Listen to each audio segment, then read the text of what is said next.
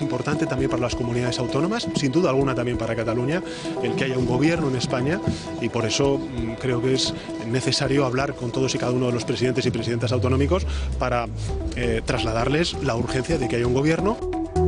Buenas noches. Ferraz se saca de la chistera un nuevo invento, una ronda de contactos telefónica con los presidentes autonómicos. Pero con trampa y cartón, porque con estas conversaciones lo que hace Pedro Sánchez, lo que pretende ocultar, es el contacto con Quim Torra. El presidente de la Generalitat le telefoneó en varias ocasiones tras las elecciones del pasado 10 de noviembre, pero el contestador saltaba y nadie le atendía la llamada. Ahora el candidato socialista, propuesto por Su Majestad, se plega ante los separatistas, pero para Torra no es suficiente. Como es habitual en las filas independentistas, quieren más. Exigen que sobre la mesa de negociación esté la autodeterminación y la amnistía de los golpistas encarcelados, con la figura de un mediador internacional. Sin saber todavía fecha para la sesión de investidura, a Pedro Sánchez se le complican las negociaciones, pero no está atado de pies y manos como pretende mostrarnos. Está todavía a tiempo de romper el acuerdo con Podemos, de dar la espalda a los separatistas y apostar por una vía alternativa que cuente con Partido Popular y con Ciudadanos.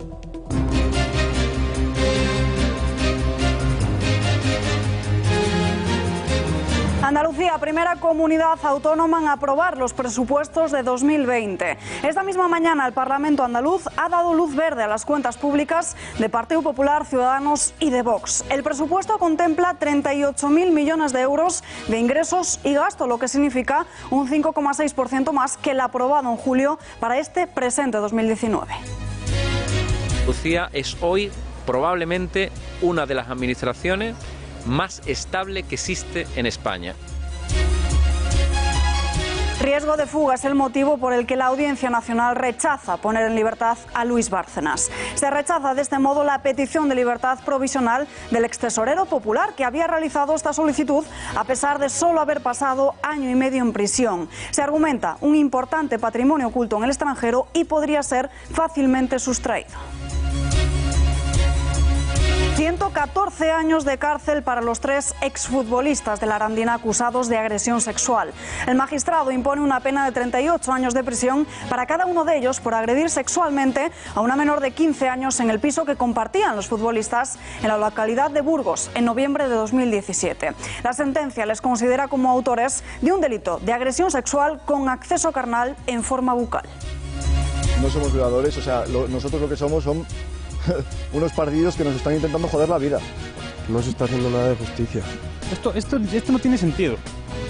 ¿38 años de qué? A ver, ¿a quién he matado? ¿A quién he matado? ¿4 personas? ¿5?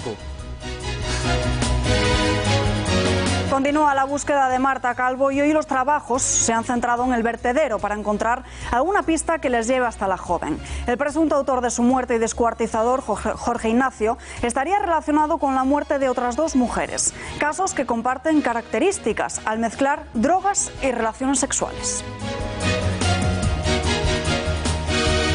Reino Unido acude hoy a votar. 5 meses después de que Boris Johnson tomase el relevo a Theresa May, ahora se la juega todo en estos comicios para poder sacar adelante su plan para el Brexit. Las encuestas le sitúan como claro ganador, pero no conoceremos el resultado hasta las 4 de la madrugada como mínimo. La noche electoral británica se prevé bastante larga.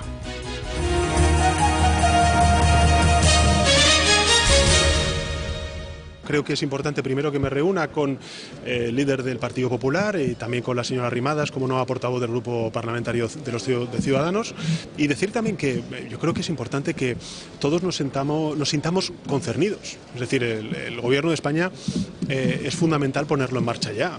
Tenemos que salir de este impasse de estar en funciones.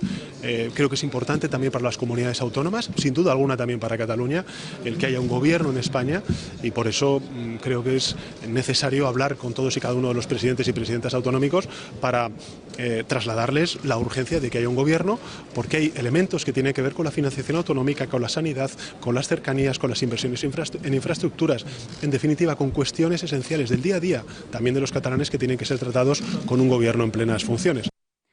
Pedro Pedro Sánchez usa a los presidentes autonómicos para enmascarar una reunión con Quim Torra. El gobierno es consciente de que necesita los votos de los separatistas y ahora intenta con este acercamiento conseguirlos. Un anuncio que se produce semanas después de que el presidente de la Generalitat telefonease a Ferraz sin respuesta alguna. Los roles han cambiado ahora y será el propio Pedro Sánchez el que llame a Torra. La relación entre Torra y Sánchez es una historia complicada desde sus inicios, desde aquel famoso encuentro en Pedralbes el pasado 20 de diciembre. El que passa després de Pedralbes és l'important que ens hi fixem. I què passa? Que és la primera vegada que intentem negociar amb l'estat espanyol. El gobierno hizo todo lo posible para potenciar el diálogo con los independentistas, incluso celebrando un Consejo de Ministros en Barcelona, con todo lo que supuso desde el punto de vista del dispositivo de seguridad. Tras estos encuentros llegaba febrero con noticia sorpresa. Aparecía la figura de el relator. Planteamos que será necesaria una persona que ayudara. Los partidos se sientan todo en plano de igualdad. ¿Qué hubo detrás de esta figura? Nunca lo sabremos, porque fueron tantas las críticas que recibió al hablar de autodeterminación en Cataluña que decidió suspenderlo y llegó a tumbar los presupuestos de Sánchez. Después llegaría el juicio a los políticos golpistas y la resolución de la sentencia. Y tras las últimas elecciones generales, las relaciones entre Torra y Sánchez eran casi inexistentes. El presidente de la Generalitat se quejaba de que el presidente del gobierno no quería diálogo y no cogía el teléfono. Ahora la situación ha cambiado. Tras el acuerdo entre PSOE y Podemos, el apoyo del independentismo es imprescindible si se quiere llegar a una investidura. Las exigencias de Junts pel Cat siguen siendo las mismas. Figura de nuevo del famoso relator e insisten en una comunicación gobierno a gobierno. Vol dir parlar de govern a govern. Que vol dir parlar de govern a govern. Ens reconeixem Catalunya i Espanya com dues entitats jurídiques. Sánchez, acorralado y para justificar sus conversaciones con el presidente de la Generalitat, se ha sacado de la manga una ronda de consultas con los presidentes autonómicos, entre los que por supuesto estará Quim Torra. Lo que negocien solo lo conoceremos si sale o no adelante la investidura de Pedro Sánchez. Conversaciones entre Sánchez y Torra que se van a producir antes de que se someta al debate que en los próximos días fijará Meritxell Batet. A la vuelta de este fin de semana, este mismo lunes, Sánchez se va a reunir con Pablo Casado en las instalaciones de la Cámara Baja y de momento la sintonía entre ambos no es nada buena. El dirigente popular ha cargado contra el socialista por inventarse una ronda de contactos con los dirigentes autonómicos para poder hablar con el presidente de Cataluña. Ayer Pedro Sánchez anunció algo que a mí me dio francamente vergüenza ajena al escucharlo. Pedro Sánchez intentó convertir en comparsas a los presidentes autonómicos y a algún responsable municipal para vestir algo que claramente sigue quedando al desnudo. Y es que se ha comprometido con los independentistas catalanes en volver a recuperar una bilateralidad y un reconocimiento institucional que le obliga a recibir a Torra otra vez en la Moncloa. Y eso es algo que es francamente triste, pero sobre todo muy poco respetuoso con los presidentes autonómicos a los que les está tratando de atrezo. Y a mí me gustaría decirle que si se puede entender que a unos presidentes autonómicos que les ha dejado sin 7.000 millones de euros en la financiación, que luego en plena campaña electoral, retorciendo un informe del abogado del Estado, les dio unos cuantos miles de millones y aún les debe 2.500 millones, si les parece lógico que haya tenido que venir el señor Torra a imponerle las reuniones para que lo reciba. Casado ha repetido que todavía hay posibilidad para conformar un gobierno sin el separatismo y que si no se hace es porque los socialistas no quieren. Algo que comparte Inés Arrimadas, que también está citada el lunes en el Congreso para reunirse con Sánchez. La de Ciudadanos tampoco está por apoyar un gobierno que lleve las siglas del independentismo y de Podemos. El problema no es solo que ese gobierno depende de Esquerra, es que es un gobierno con populistas dentro, es el gobierno que Sánchez decía que no dejaría dormir al 95% de los españoles.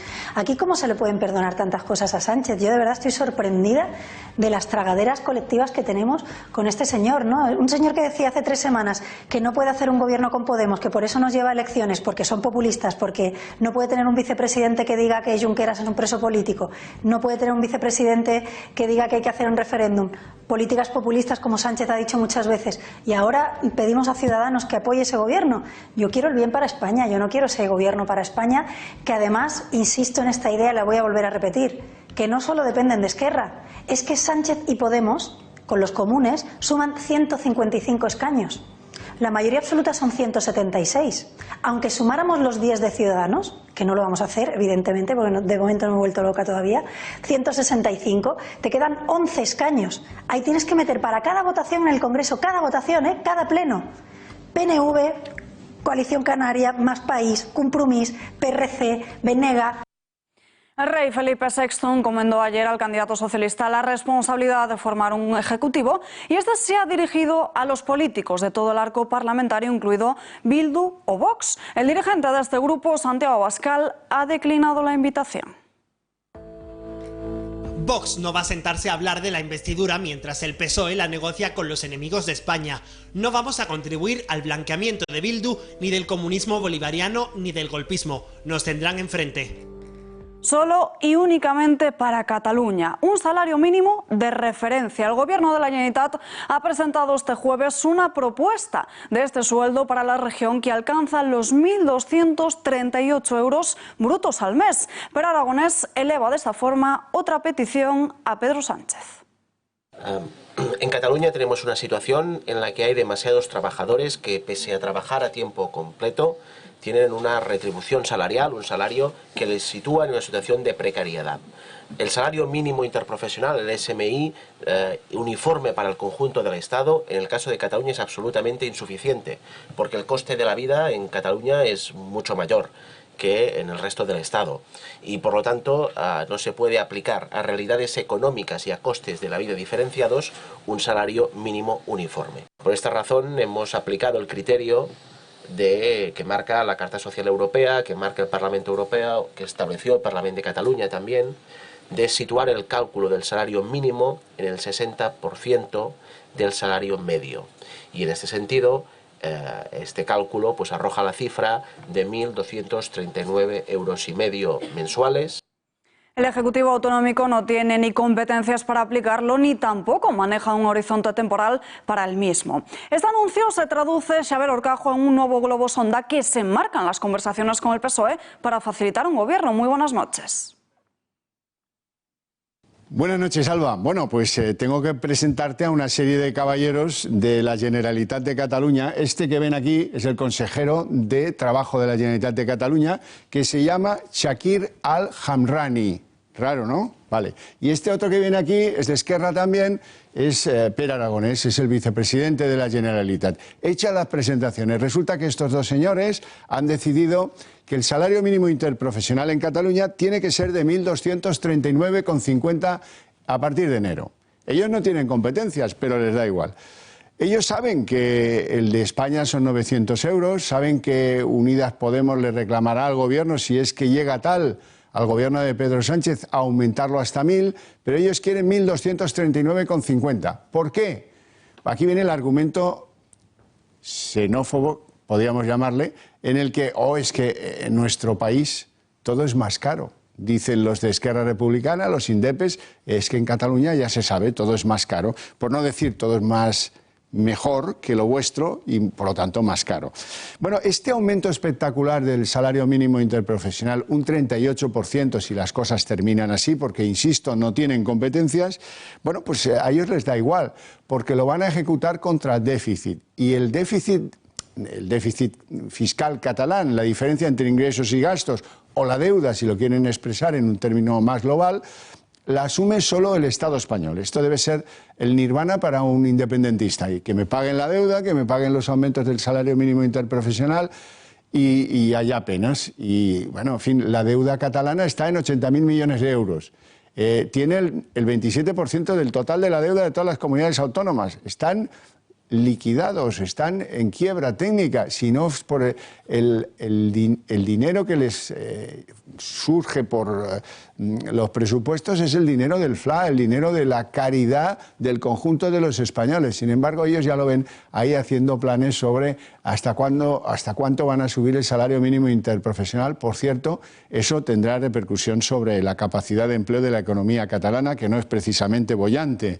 Y un apunte a propósito de la personalidad del que han visto antes, el consejero de Trabajo de la Generalitat de Cataluña, Chakir Al-Hamrani, un marroquí que se afilió, vio el bis político, vio que allí había tajada a sacar y se afilió a Esquerra y a la UGT.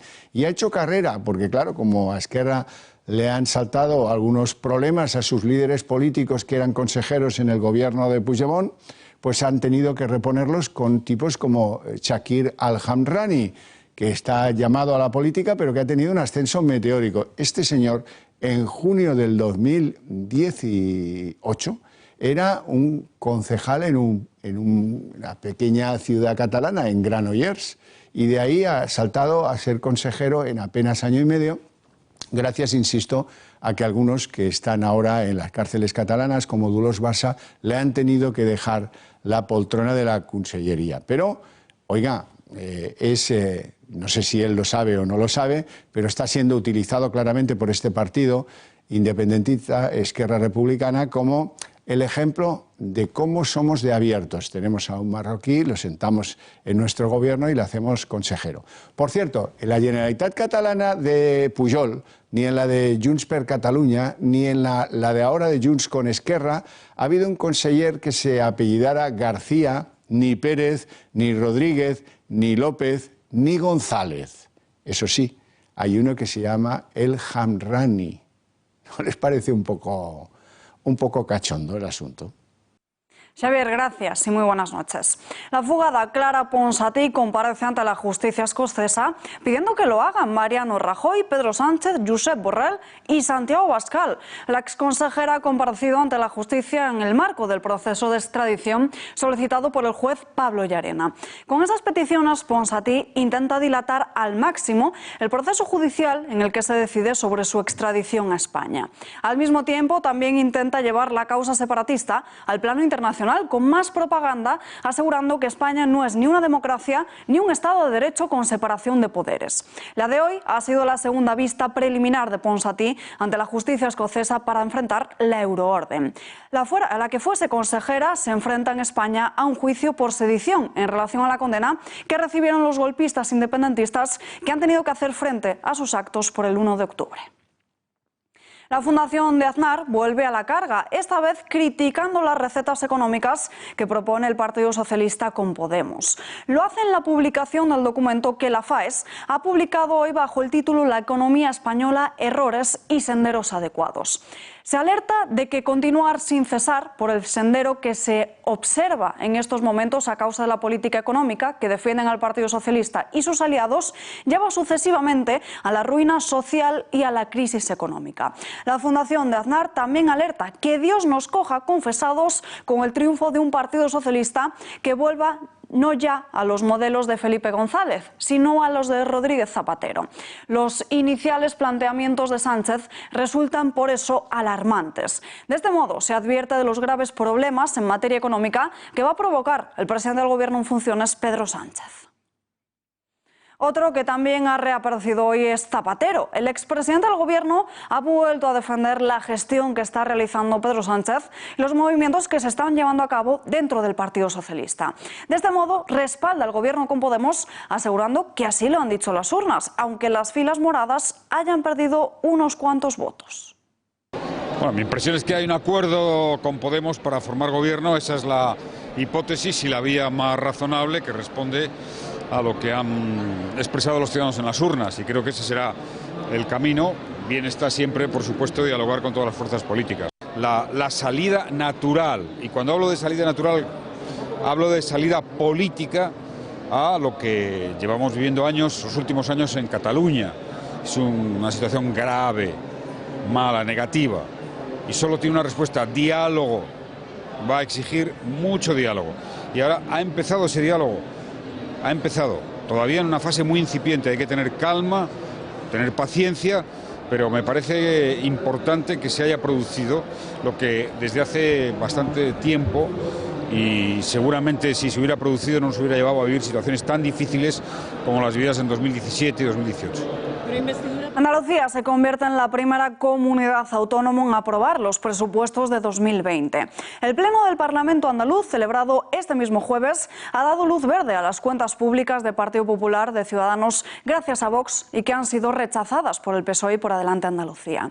Entre las filas de estas formaciones critican los recortes sociales y la rebaja de impuestos a las clases altas. El presupuesto contempla 38.000 millones de euros de ingresos y gastos, lo que implica un 5,6% más que el aprobado en julio para este presente ejercicio. Convirtiéndonos en la primera comunidad autónoma en aprobar sus cuentas públicas para el ejercicio 2020. A pesar de no tener una mayoría, hemos puesto una vez más en marcha el diálogo, que es un instrumento fundamental, básico y permanente en nuestro gobierno. Por supuesto también la moderación, que creo que es clave, y el pragmatismo llevado al objetivo fundamental de poner los intereses de los andaluces por encima de las trincheras ideológicas. Andalucía es hoy probablemente una de las administraciones más estable que existe en España y por tanto es una tierra totalmente abonada con esa estabilidad a la inversión tanto nacional como extranjera, a la producción y por tanto a la creación de empleo, como se está notando con los últimos datos macroeconómicos que hemos tenido en conocimiento en Andalucía. Tenemos ya conexión telefónica con Alejandro Hernández, portavoz de Vox en Andalucía. Señor Hernández, muy buenas noches. Hola, buenas noches, ¿qué tal? ¿Estos presupuestos sientan las bases para llevar a cabo importantes reformas? Sí, efectivamente.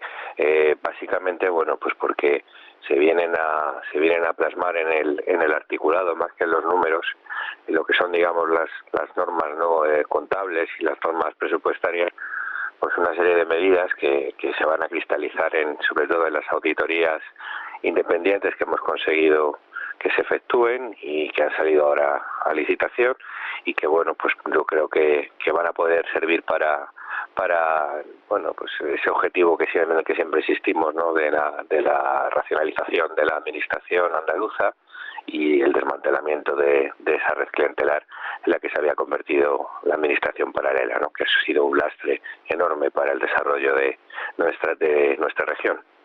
Incremento de la partida destinada a sanidad del 8%. Es la primera vez que la dotación para el Servicio Andaluz de la Salud supera los 10.000 millones de euros. Bueno, la verdad es que en cualquier caso, de todas maneras, incluso se queda corto si atendemos a las necesidades reales. La verdad que el tema sanitario, y eso lo vivimos aquí en Andalucía, es un problema, pero eso es una muestra más de todas las disfunciones a las que estamos abocados en este Estado autonómico en el que bueno, pues el mantenimiento de 17 comunidades con todas las faltas de coordinación y con todas las, en fin, gastos superfluos que conlleva para los administrados, bueno, pues pone en riesgo, ¿no?, el estado del bienestar, hasta el punto de que incluso, bueno, pues con esfuerzos económicos, con esfuerzos presupuestarios como el que se anuncia, bueno, pues pueden ser insuficientes, ¿no?, para atender como es debido a los ciudadanos. El hecho de ser la primera comunidad autónoma en aprobar los presupuestos es sinónimo de que Andalucía es más estable gracias a este nuevo gobierno. Bueno, Andalucía es más estable fundamentalmente gracias a la generosidad de Vox. Nosotros, como se apresuró a decir el mismo hace un año ya el presidente nacional de nuestro partido, Santiago Abascal, nada más conocer el resultado de las autonómicas que nos trajeron al Parlamento, pues hemos puesto por delante el interés general, el interés de los ciudadanos en Andalucía sobre cualquier interés de partido, y en ese sentido, bueno, pues nosotros estamos colaborando de manera decidida a que se produzca esa estabilidad social, esa estabilidad política, pues que permita que Andalucía, bueno, pues pueda desarrollarse económicamente, se pueda crear empleo y, bueno, pues salgamos de ese atraso secular en el que nos habían llevado pues 37 años de gobiernos de la izquierda. En Vox van a continuar vigilantes para que se cumplan con los acuerdos pactados. Claro, no, como no puede ser de otra manera. Primero hubo un acuerdo de investidura, después negociamos un primer acuerdo presupuestario, ahora ha habido recientemente otro de 35 puntos y bueno, nosotros, nuestra obligación y nuestro cometido es estar ojo a visor para que todos estos acuerdos pues se vayan llevando a efecto. Algunos ya se cumple con ellos, simplemente con su inclusión en la partida presupuestaria. Bueno, obviamente luego habrá que controlar la ejecución del gasto, pero otros, bueno, pues efectivamente, además de constar en los papeles, pues hace falta ahora la voluntad política de llevarlos a cabo. Y ahí, pues por supuesto, como no queda otra, pues estaremos muy atentos. Alejandro Hernández, gracias por atender nuestra llamada. Muy buenas noches. Gracias a ustedes, muchas gracias. Buenas noches. La Audiencia Nacional rechaza poner en libertad a Luis Bárcenas por riesgo de fuga. Pese a solo haber cumplido 1 año y medio de una condena de 33 años de cárcel, el extesorero del Partido Popular solicitó de nuevo la libertad provisional, que le ha vuelto a ser denegada por la sección segunda de la Sala de lo Penal por riesgo de fuga. Así lo ha decidido este jueves la Audiencia, alegando para ello el importante patrimonio económico oculto en el extranjero que facilitaría su sustracción a la justicia. Un riesgo, dice la sección segunda de lo Penal, en un auto que no podría haberse conjurado mediante medidas de control como una pulsera telemática, como proponía la defensa del ex senador popular en su última petición de libertad. Con respecto a la solicitud de permiso que formuló el ex tesorero para los días 24 y 25 de diciembre, el tribunal responde que carece de competencia al respecto, por lo que esa solicitud deberá ser presentada ante el juzgado de vigilancia penitenciaria correspondiente. Sentencia condenatoria contra los jugadores de la Arandina. Se les impone la pena más elevada de los últimos casos de agresión sexual. Los 3 exfutbolistas de la Arandina han sido condenados a 114 años de prisión. Carlos Cuadrado y Víctor Rodríguez deben hacer frente a penas de 38 años de prisión por agresión sexual. El otro de los acusados, Raúl Calvo, que tenía 19 años cuando sucedieron los hechos, ha sido absuelto del delito de agresión sexual reiterada. El magistrado entiende que entonces su madurez era similar a la de la menor.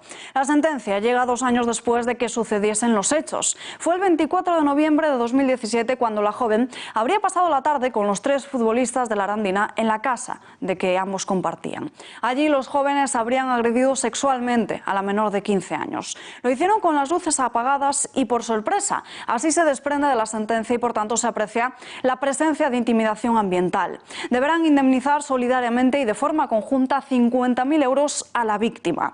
De esta forma, la Audiencia Provincial de Burgos toma por válida la declaración de la joven y corrobora que los acusados sí conocían a la joven, algo que ellos siempre habían negado. Aparte de un acoso es una vergüenza que un caso de más de 8.000 páginas se dicte sentencia en 2 semanas. Los mensajes de ella, sus amigas, de nadie me ha violado, no ha sido ninguna violación, se van a cagar, voy a empezar a mentir más de la cuenta, ahora es cuando se va a empezar a filtrar. Porque sí, o sea, a mí me parece, y estoy a favor, voy a ser siempre luchador de la igualdad para las mujeres, pero, o sea, creo que nosotros en este mismo momento nos están jodiendo por todas partes. No somos violadores, o sea, nosotros lo que somos son unos pardillos que nos están intentando joder la vida. Una vergüenza muy grande esto que está pasando. No entiendo nada de lo que está pasando. Una locura. No se está haciendo nada de justicia. Vamos. Pero yo quiero que traigan pruebas. Y cuando traigan pruebas, que me condenen de verdad. Entonces yo voy a la cárcel y pago. Pero si no he hecho nada, no voy a ir a la cárcel. Esto no tiene sentido. ¿38 años de qué? A ver, ¿a quién he matado? ¿A quién he matado? 4 personas, 5. Pero es que no hemos hecho nada. ¿Qué pruebas crees que haya? Joder, estoy acojonado. Esto no tiene sentido. Toda la culpa es vuestra y de la gente. Toda la presión social y mediática es vuestra. Es vuestra. Esto hace 15 años estoy en mi casa, echando el parchís. La sociedad, si está en el sofá de casa, si son personas coherentes y sobre todo las que me conocen saben que no hemos hecho esto. El cuerpo de Marta Calvo sigue sin aparecer. Su búsqueda se ha centrado hoy en el registro del vertedero de Dos Aguas. Durante varias horas se han rastrillado los restos de basura para intentar encontrar una pista que lleve hasta la joven de 25 años. De esta forma, los agentes pretenden comprobar si la versión de Jorge Ignacio Calvo, de que descuartizó el cuerpo, es cierta. Usan también drones y helicópteros. Participan 100 agentes de la Guardia Civil y soldados de la Unidad Militar de Emergencias. El único sospechoso está relacionado además con otras 2 muertes, de una prostituta en Valencia en el mes de marzo y ahora se está estudiando si el detenido estuvo con otra chica en un piso de citas en el mes de junio. Todas ellas murieron en extrañas circunstancias, bajo el consumo de cocaína mientras mantenían relaciones sexuales.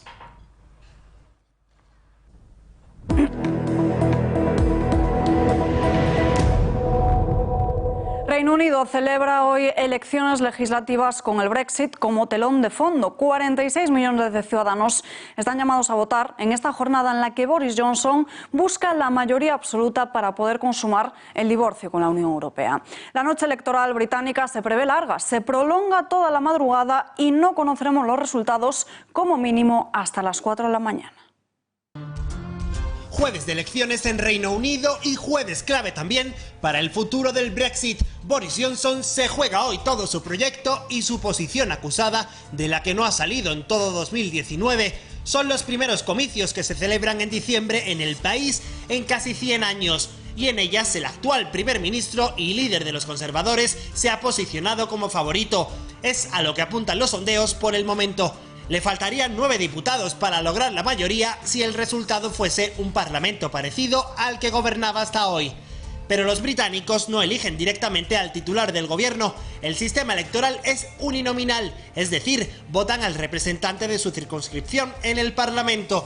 Un sistema que favorece el voto útil y aunque millones de personas se apoyen a una formación, no lograría escaños si no gana en alguna circunscripción. Hay dos opciones principales, la pro-Brexit encabezada por Johnson, que se empeña en resolver la salida del país de la Unión Europea cuanto antes, y en la oposición, el laborista Jeremy Corbyn se postula con un programa que él mismo ha calificado como el más radical de las últimas décadas.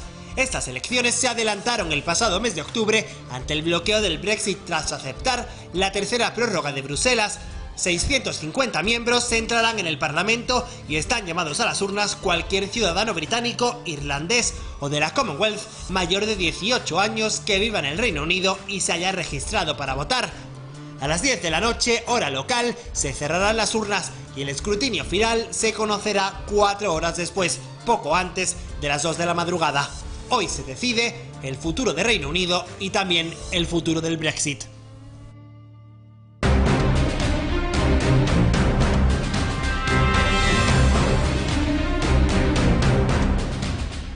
Sección de Mundo en Guerra con el militar en excedencia, analista en seguridad y defensa, Bruno Navarro. Bruno, muy buenas noches. Muy buenas noches, Alba. Los argelinos votan este jueves para elegir a su nuevo presidente. ¿Quiénes son los candidatos? Más que hablar directamente de los candidatos, primero teníamos que decir a quién deben sustituir, porque no hay un presidente en funciones, hay un presidente dimitido. Por lo tanto, bueno, el presidente en funciones, que es el vicepresidente del país que asumió el cargo, pero están sustituyendo al que fue presidente durante 20 años, que es el eterno Abdelaziz Bouteflika. Y digo eterno porque aparte de 20 años de presidente del gobierno, en 4 mandatos, presidente del gobierno y ministro de Defensa, todopoderoso, ha ocupado numerosos cargos a lo largo de su vida política en Argelia, ¿no? Ministro de Asuntos Exteriores, ministro de Juventud y Deportes. Un año incluso en los años 70 fue durante un año presidente de la Asamblea General de Naciones Unidas y empezó su carrera en los años 50-60 en la guerra de independencia contra Francia, ¿no? Igual es una persona de 82 años, ¿no? Y es esta persona que se le obliga a dimitir en el mes de abril por las protestas que lleva ya muchísimos meses sufriendo el país, más de un año, en esta nueva primavera árabe, que ya veremos si también lleva un otoño islamista o no. Y es en este marco donde esos candidatos tienen que ser elegido uno de ellos. Ten en cuenta que todos son de los suyos, y entendámonos, hay 3 que son de hombres de Bouteflika, que han sido, 2 de ellos fueron primeros ministros bajo su presidencia, otro fue ministro, con lo cual es evidente que son sus hombres, aunque se intentan desmarcar de su legado, pero son hombres suyos, y otros 2 sí que son opositores, han estado siempre en la oposición, pero están considerados los 5 están considerados por el grueso de la población como parte del establishment político que ha llevado a Argelia a la situación actual. Estas elecciones estaban previstas primero para el 18 de abril y luego fijadas nuevamente para el 4 de julio. ¿Por qué se han retrasado hasta ahora? ¿Cómo hemos llegado hasta aquí? Pues tocaba en abril, el 18 de abril, tocaban las elecciones habituales, algo normal, tocaba elegir al nuevo presidente, y Bouteflika, contra bastante pronóstico, se volvió a presentar a la reelección, ¿no? Esto lo hizo en febrero, quería presentarse a su 5º mandato. y bueno, esto es algo que detonó las protestas masivas de la población. En febrero, en marzo, se vio obligado a retirar su candidatura y pospuso las elecciones, con lo cual las pospuso para julio. No le sirvió de nada porque en el mes de abril las protestas continuaron y lo que hizo fue dimitir antes de tiempo. Con lo cual tenemos un presidente que ha dimitido y unas elecciones que están marcadas para julio. Lo que pasa es que el Consejo Constitucional en el mes de mayo declaró que, primero, no tenía candidatos, solo había 2 candidatos y eran outsiders, no eran miembros del establishment habitual del país, no eran los políticos como los que ahora se presentan, lo cual no gustó tampoco a la población, que está fuera la excusa. Hay 2 candidatos, ¿no? Podrían haberse llevado a cabo las elecciones. Y la segunda que dijo es que tenía imposibilidad material de organizar las elecciones en tan poco tiempo. Así que se han vuelto a posponer hasta el día de hoy, hasta el 12 de diciembre, que bueno, contra viento y marea y bastante pronóstico se están produciendo. Este movimiento ciudadano que ha llevado a cabo todas estas protestas rechaza esta celebración de elecciones. ¿Por qué? Bueno, la gota que como el vaso, lo hemos comentado antes, es el intento de reelección, la presentación de la candidatura de Bouteflika, que además se le consideraba un presidente fantasma. Desde hace 6 años que había sufrido grave enfermedad y es permanentemente hospitalizado, ausencia casi total de apariciones en público. Claro, es un presidente que dices, bueno, ya cuando lleguen las siguientes elecciones le cambiamos y no se retira antes. Pero no solamente no se retira, sino se presenta otra vez. Y esto para muchos fue considerado una humillación, un insulto, ¿no? Y es lo que detonó las protestas. Pero las razones de fondo van mucho más allá y, de hecho, una vez que ha dimitido, teóricamente las protestas deberían haberse acallado y, sin embargo, han continuado masivamente. ¿Por qué? Porque, y esto nos va a sonar de todo lo que estamos hablando las últimas semanas, recientemente sobre todo, hemos hablado en Bolivia y en Chile, pero hemos hablado también en esta casa del Líbano, de Irán, de Irak, en todo el mundo, el norte de África, Oriente Medio. Se está viendo y nos van a sonar las causas, ¿no? La primera es la falta de oportunidades para tener un trabajo, para tener una casa, para formar una familia, ¿no? La segunda es, en este caso sí que es bastante particular, es el monopolio de los recursos naturales. Recordemos que Argelia es un gran productor de petróleo, unas enormes reservas de petróleo, y el monopolio estatal de los recursos naturales, ¿para qué? No para el bienestar del pueblo, sino para pagar ese sistema clientelar que les garantiza al Estado la subsistencia, la estabilidad, con lo cual estás pagando estabilidad pero no estás pagando progreso ni oportunidades a tu gente, ¿no? Y luego la enorme corrupción que este Estado clientelar naturalmente produce, una enorme corrupción que no solamente, y eso es lo que aquí quizás es distinto, no solamente del gobierno, es de todo el sistema político, incluida la oposición, que se consideran porque se benefician igualmente de esta corrupción, con escándalos que salpican continuamente y cada vez más grandes, ¿no? Uno de los temas principales es limpiar el poder, limpiar le pouvoir, que llaman, utilizando, ya que era una colonia francesa, utilizando el francés, le pouvoir. Y le pouvoir incluye a los 5 candidatos que se presentan, con lo cual la situación es un poco complicada. ¿Estos comicios van a permitir lograr una mayor estabilidad política, social y económica en el país? Pues deberían, son elecciones, venga, vamos a solucionar los problemas, ¿no? La realidad es que hay un boicot masivo de una gran parte de la población a estas elecciones por medio de estas protestas. Se prevé ya que va a haber una enorme abstención porque las encuestas que está haciendo, las valoraciones que se están haciendo de abstención, no de aquí en cuál de los 5 candidatos, que quizás es lo de menos se va a votar, lo importante de estas elecciones es la abstención. Y la abstención ya superaba con creces esta tarde a la abstención de las últimas elecciones. Tengamos en cuenta que las últimas elecciones tuvieron un nivel de voto de una participación del 50,7%. Con poco que baje ya vamos a estar por debajo del 50%. Y si baja mucho, porque la abstención es algo que está siendo bastante seguido, se podría considerar, que es lo que quieren los que están boicoteando estas elecciones, considerarlas oficialmente ilegítimas, porque no están representando ni siquiera una pequeña parte de la población. Por lo tanto, se podría llegar a la situación de tener que repetirse las elecciones o de que el candidato electo se vea en la obligación moral y práctica de volver a convocar nuevas elecciones, ¿no? Con candidatos ya de fuera del establishment político habitual. Así que estas elecciones, yo creo, lo más importante en estas elecciones es ver qué va a pasar. Probablemente los resultados no se tengan hasta mañana, no como ocurre generalmente en países occidentales. Aquí no se tendrán probablemente hasta mañana. Y el otro gran peligro que hay es que esto derive en islamismo, en yihadismo, en guerra civil. Lo hemos vivido ya en Argelia.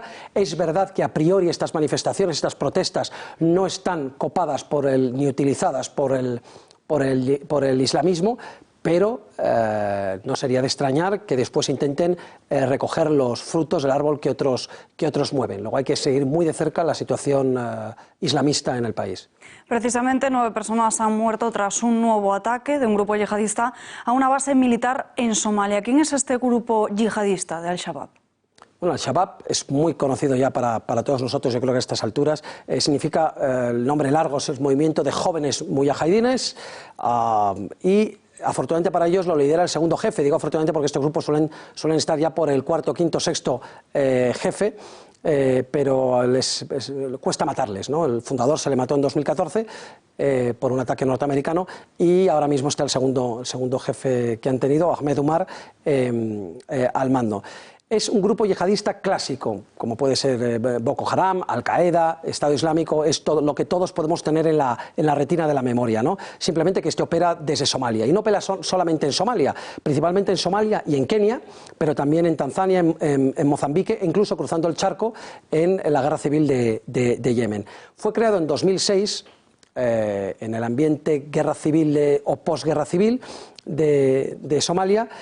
Y cuando en 2011 perdió el poder de la capital, que llegó a tener el poder en Mogadiscio, en la capital, cuando perdió el poder, juró obediencia, se aproximó a Al-Qaeda y juró obediencia a Al-Qaeda, aunque la relación ha sido un poco tumultuosa y tormentosa con Al-Qaeda, pero bueno, se le considera en la órbita, aunque también con buenas relaciones con Boko Haram, con el Estado Islámico, dependiendo de las operaciones que quiera llevar a cabo y la desestabilización.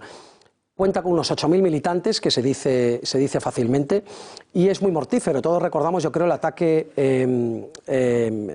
al centro comercial Westgate en Kenia, que dejó 67 muertos en 2013. El campus de Kenia, donde mató en un ataque que duró varias horas a 148 principalmente estudiantes, ¿no? También en Kenia estamos hablando, ¿no? En 2016, cuando atacó un campamento de soldados keniatas matando a 200 de ellos. Estamos hablando de atacar una instalación militar con hombres armados, ¿no? En 2017, el brutal atentado con camión bomba en Mogadiscio, su propia capital, donde está su gente, donde murieron 587 personas por la explosión de ese camión bomba. No quiero hablar ya de los amputados, heridos y demás. Y en enero de este mismo año murieron 21 personas en el ataque a un hotel, que es algo bastante típico de este grupo, ataque a secuestro primero y después, o sea, ataque, secuestro y después asesinato de clientes de hoteles, como ha ocurrido ahora en este caso, en uno de los 2 ataques que comentabas. Con todos estos ataques, intentan demostrar su capacidad para atacar zonas que están controladas por el gobierno. Totalmente. El objetivo es degradar la habilidad del gobierno para proporcionar seguridad y desarrollo al país. Hay que recordar que Somalia sufre desde el inicio de la guerra civil una gran carestía de prácticamente todo lo que nos podemos imaginar, por lo tanto hay una crisis humanitaria intermitente, latente, hay momentos que es más activa, menos, pero hay una gran situación de problema, de crisis humanitaria, ¿no? Y ellos quieren bombardear todo eso porque cuanto más destruyan el Estado, más tienen primero la posibilidad de que sea un Estado fallido, como lo han vivido anteriormente, y por lo tanto tomar el poder, y también porque se echa la culpa al gobierno. Si el gobierno no te da lo que tú necesitas, porque es el gobierno el que tiene que proporcionarlo, la culpa al final es el gobierno y tú te beneficias de ese hastío de la población, ¿no? ¿Y por qué tanto ataque a Kenia? Pues porque Kenia, desde que se empezó a involucrar a Estados Unidos, lo hizo a través de Kenia, donde tiene sus bases, tiene los hombres, su zona segura, y donde el gobierno y el ejército keniata también participa, con lo cual, como venganza y también para obligar al gobierno keniata a abandonar la lucha contra ellos mismos. Desde el año 1991, Somalia vive un estado constante de conflicto y de caos. Sí, desde el año 91 que empieza la guerra civil en Somalia, que la convirtió en muy poquito tiempo en estado fallido, gobernada por señores de la guerra, por piratas, terroristas, islamistas y todos recordamos la intervención fallida en la época Clinton de Estados Unidos y Naciones Unidas y de la ONU y de Naciones Unidas. Recordamos el libro y la película Black Hawk derribado, ¿no? Pues todo eso es en ese ambiente, ¿no? En el año 2000, después de 9 años de guerra, se empieza a conformar lo que es el actual Estado somalí, el gobierno nacional de transición, que luego dio paso al gobierno federal, porque ahora mismo Somalia está constituido como una federación, que se empezó a enfrentar a partir del año 2000 a la Unión de Tribunales Islámicos, que era el gran enemigo que agrupaba a esos señores en la guerra, ¿no? Se acabó con ellos, pero de ahí surgió Al-Shabaab, que era el brazo armado de los tribunales islámicos, se quedó como único resistente de ese yihadismo, y lo que ha demostrado es ser casi más mortífero que la peor época en la que dominaban los tribunales islámicos, ¿no? Ya en 2012 se recuperó ya la capital y gran parte del país por el gobierno somalí, pero repito, una buena parte de las zonas rurales está en poder de Al-Shabaab, desde donde lanza estos ataques mortíferos en su país, en Kenia, en todo lo que se mueve alrededor, siendo uno de los grupos terroristas más mortíferos del mundo y sin visos por ahora de poderse acabar con ellos, ni mucho menos. Bruno Navarro, muchísimas gracias por estar aquí con nosotros. Muy buenas noches. Buenas noches. Los próximos días toca volver a sacar el paraguas porque llega un temporal de lluvia y de viento que pone en alerta a más de 30 provincias. Galicia, Cantabria, el norte de Navarra y la mitad occidental de los Pirineos serán las zonas más afectadas por las intensas precipitaciones, fuertes ráfagas de viento y también nevadas importantes. Las acumulaciones más preocupantes se esperan en Pontevedra, en el noroeste de La Coruña y el Pirineo occidental, donde probablemente se van a superar los 100 milímetros durante el episodio. Un frente debido a las bajas presiones que llegan desde las Islas Británicas, que formarán borrascas encadenadas con diferencia de presión, por lo que da lugar a vientos fuertes en todo el Atlántico. La Agencia Estatal de Meteorología ha activado la alerta naranja en 9 provincias, toda la costa norte desde Pontevedra hasta Guipúzcoa y también en Almería y Granada. Este temporal de lluvias va a durar como mínimo hasta el sábado, pero por poco tiempo, ya que el domingo otra borrasca entra por el noroeste. El puente de la Constitución y la Inmaculada, además de descanso, supone en muchos hogares colocar el Belén y el árbol de Navidad. La Escuela Técnica Superior de Ingenieros de Montes, Forestal y Medio Natural anima a que nos hagamos con uno natural y así poder darle una segunda vida que vaya mucho más allá de la decoración festiva. Lo primero y sobre todo que no se usan plásticos, o sea, quiero decir, ya eso es el primer ahorro que tenemos. Todo esto son árboles naturales, tienen su ciclo, nos proporcionan nuestro oxígeno, limpian la atmósfera. Al final son pequeños gestos, pero que es lo que ayuda en el día a día, en las pequeñas cosas, pues precisamente ahora con la cumbre del cambio, todo esto, joder, qué mejor momento para empezar a quitarnos toda la cantidad de plásticos aberrantes que nos están bombardeando todo el rato y empezar con un arbolito natural. Además del árbol de Navidad, nuestras casas se llenan de bandejas de turrón, botellas de champán y mucho mazapán. El Obrador de Santo Tomé de Toledo se encuentra inmerso en plena campaña navideña, para la que está preparando unas 20 toneladas de mazapán con el fin de distribuirlas tanto en la capital regional como en diferentes puntos de la geografía española y de Europa. En España se reparte a todo el país y de mesa ha destacado regiones como por ejemplo Cataluña, Madrid, Castilla y León o el País Vasco, pero también en el sur de la península gracias a la apertura de su tienda online. La empresa familiar de Santo Tomé lleva desde el año 1856 elaborando productos cuyo ingrediente principal es el mazapán, una mezcla de azúcar, almendra y miel que se caracteriza por usar almendra dulce al 100%. ¿Y qué sería de la Navidad sin la lotería? Los bombos que se encargan de repartir suerte el próximo día 22 ya están listos. El Teatro Real custodia desde hoy mismo los bombos de la Lotería de Navidad. Sobre las 10 de la mañana, 2 camiones y una decena de operarios han descargado los que serán los protagonistas absolutos, los bombos y las bolas que se van a utilizar para repartir los 2,8 millones de euros en premios. De este modo, a 10 días de la celebración de este tradicional sorteo, el bombo grande, el de los números, volverá a ser el encargado de recoger las más de 100.000 bolas de números. Por su parte, el bombo pequeño contendrá las 1.800 bolas de premios y entre ellas la del premio gordo, que va a repartir un total de 680 millones de euros. Nosotros nos despedimos ya, no hay tiempo para más, pero les dejamos como siempre con Tiempos Modernos y después El Gato al Agua. Volvemos mañana a las 8:30 con más información. Gracias por acompañarnos y muy buenas noches.